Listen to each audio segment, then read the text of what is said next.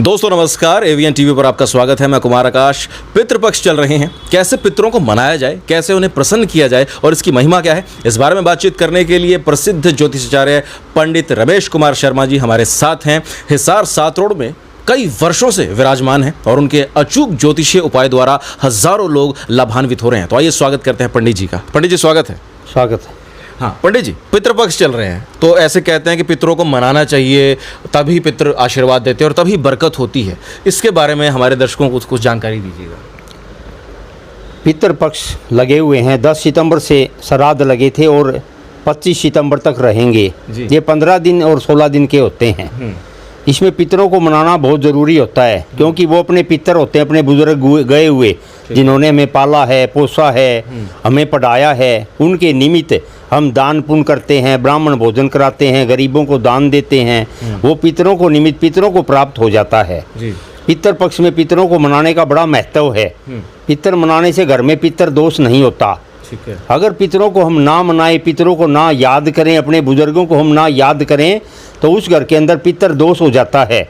पितर दोष यदि हो जाता है तो उसका नुकसान क्या? उसका नुकसान होता है, उनके बच्चों की शादियां नहीं होती। शादियां होती हैं तो रिश्ते टूट जाते हैं, संतान नहीं होती, घर में बरकत नहीं होती, पैसा कितना भी आए घर में टिकता नहीं है, नुकसान होना शुरू हो जाता है। उसको पितर दोष कहा। पितर दोष के लक्षण होते हैं। ये क्या लक्षण होते हैं पितर दोष के? पितर दोष के लक्षण है, संतान नहीं होती घर के अंदर। चाहे कितना भी मेडिकल चेक करवा लो, मेडिकल में तो फिट होते हैं पति पत्नी, लेकिन संतान क्यों नहीं होती? इसका कारण होता है पितर दोष जी। या संतान गड़बड़ हो जाती है, पढ़ाई नहीं करती, बेकार बन जाती है, चोर डाकू बन जाते हैं, ये भी पितर दोष के लक्षण होते हैं। घर के अंदर लड़ाई झगड़े रहते हैं, ये भी पितर दोष के लक्षण होते हैं। घर के अंदर बरकत नहीं होती, चाहे 4 सदस्य हैं, चारों कमा रहे हैं पैसा, काफ़ी पैसा घर में आ रहा है, एक भी पैसा नहीं टिकता, वो बीमारियों में लग जाएगा, झगड़ों में लग जाएगा। ये सभी पितर दोष के लक्षण होते हैं। इसके निवारण के लिए पितर पूजा की जाती है। अच्छा, पितरों को मनाया जाता है। 15 दिन 16 दिन जो होते हैं, पितरों को अवश्य मनाना चाहिए, पितरों का ध्यान करना चाहिए। अपने पितरों के निमित्त हमारे शास्त्रों में आता है, राजा सगर हुआ। एक राजा सगर, राम के परिवार में राजा सगर, जिसके 60,000 पुत्र थे। 60,000 पुत्रों ने बड़ा उत्पात मचा दिया था। उन्होंने एक अश्वमेघ यज्ञ किया। पहले राजा अश्वमेघ यज्ञ करते थे। जो भी उस अश्वमेघ यज्ञ का घोड़ा पकड़ लेता, उसके साथ युद्ध होता था राजा का। तो राजा सगर ने 60,000 पुत्रों ने अश्वमेघ यज्ञ किया। तो राजा इंद्र को चिंता होगी, जो स्वर्ग का देवता था राजा इंद्र, उन्हें चिंता होगी अगर ये घोड़ा किसी ने ना पकड़ा तो मेरा इंद्रासन भी राजा सगर के पास चला जाएगा। उसने उस घोड़े को उठाकर, घोड़े को पकड़कर कपिल मुनि के आश्रम में बांध दिया।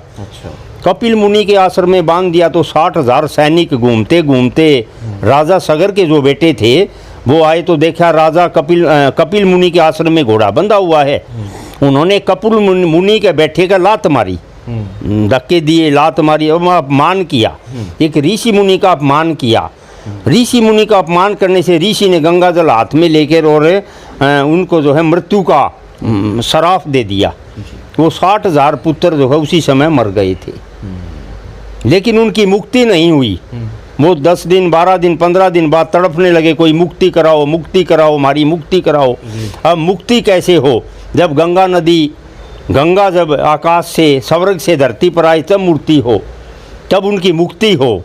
राजा अंशुमान ने 1000 साल तपस्या करी, लेकिन गंगा नदी धरती पर नहीं आई। राजा दलीप ने 1000 साल तपस्या की, तब भी गंगा नदी नहीं आई।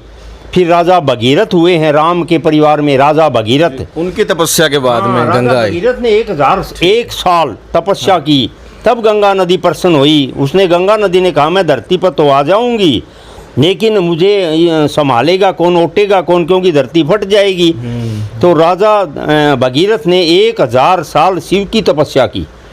तब शिव ने जटाओं में, पहाड़ों से जब गंगा आई स्वर्ग से, तो पहाड़ों सिर के अंदर जटाओं में शिव जी को ओटा, रोका, तो फिर वो गंगा आई। बिल्कुल। आने के बाद 60,000 जो राजा सगर के पुत्र मरे थे उनका तर्पण किया, पितर तर्पण। अच्छा। पंचामृत से तर्पण किया जाता है, दूध, दही, घी, शहद और चीनी, 5 पिंड बनाकर तर्पण किया जाता, पितरों के निमित्त होता है वो। तब उनकी मुक्ति हुई, ऐसा है शास्त्रों में आता है। अच्छा पंडित जी, मैंने सुना है कि जब ये श्राद्ध चलते हैं तो पितृ घर के मतलब मुख्य जो दरवाजे पर आते हैं और बाहर रहते हैं, क्या ये कितनी सच्चाई है? बिल्कुल रहते हैं, बिल्कुल रहते हैं। 15-16 दिन पितरों का निवास होता है घर के अंदर, किसी किसी रूप में आते हैं वो। बिल्कुल सच्चाई है, बिल्कुल आते हैं। घर की उत्तर या दक्षिण किस दिशा में वो रहते हैं? उत्तर दक्षिण दिशा होती है, नॉर्थ साउथ। हाँ। ये पितरों की दिशा होती है, बिल्कुल आते हैं। किसी न किसी रूप में वो अपने परिवार को संभालने के लिए देखने के लिए आते हैं। और ऐसे में यदि उनकी सेवा की जाए तो सुना है कि बहुत आशीर्वाद भी देते हैं। वो आशीर्वाद दे के जाते हैं परिवार को। हमें उनको हमें जो है माना है, हमें पूजा है, हमारी जो है पूजा की है, ध्यान किया है, इसलिए बड़े खुश होके जाते हैं। तो यानी कि एक बात निकल कर साफ आती है कि कहीं कोई ज़्यादा परेशान हो, बीमार हो, कई तरह की ऐसी चीज़ें होती है जिनका कोई कारण साइंस भी नहीं खोज पाती है, मेडिकल साइंस भी नहीं खोज पाती है, तो कहीं ना कहीं उसका कारण पितृदोष माना जाता है। और यदि पितृदोष का निवारण कर लिया जाए तो काफी सारी समस्याओं से छुटकारा पाया जा सकता है। बिल्कुल बिल्कुल बिल्कुल। पंडित जी, आपने अपना कीमती समय हमें दिया, इसके लिए आभार व्यक्त करता हूँ। धन्यवाद। तो दोस्तों, उम्मीद करता हूँ ये वीडियो आपको पसंद आया होगा। अगर आप इस वीडियो को YouTube चैनल पर देख रहे हैं तो चैनल को सब्सक्राइब कीजिए, और अगर आप इसे Facebook पर देख रहे हैं तो पेज को फॉलो और लाइक कीजिएगा। इसी तरह के और वीडियोस देखने के लिए जुड़े रहिएगा AVN TV के साथ। धन्यवाद।